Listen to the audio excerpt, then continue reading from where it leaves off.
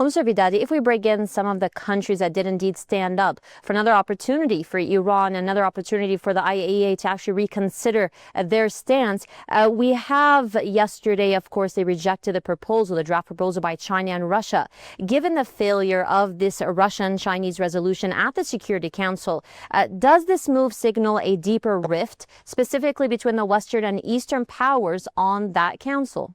100%. If you look at the resolution, wasn't trying to prevent the snapback that they claiming are taking place now.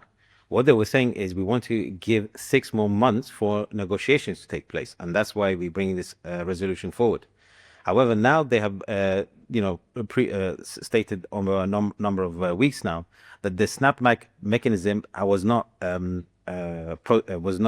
applied correctly, and so it's not legitimate and void. And the Russians will be the next president of the council in October. So things are not looking good for the Western Bloc. They had this one card up their sleeve politically to try and put pressure on Iran through the UN, and they lost that card now. They used it, and it will be an excuse for military action or strikes. However, they won't be able to impose any more sanctions, extra sanctions. And the previous sanctions were really against the oil and military sales. Now, we know that Iran doesn't really buy military equipment from anyone, and the oil that it sells is selling to the Chinese companies that are not interacting with the Americans, so they can't be sanctioned. And even now, recently, we saw that Iran has signed a nuclear 4 of 8 nuclear reactor agreement with Russia.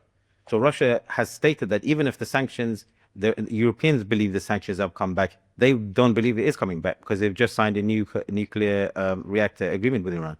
So this is definitely, you could call it a rift, but what China is trying and Russia are trying to say is that we're trying to maintain the legitimacy of the UN, because if the UN is going to be used willy-nilly and do whatever it wants against Iran or any other country it wants, then there will be no UN left within a few years.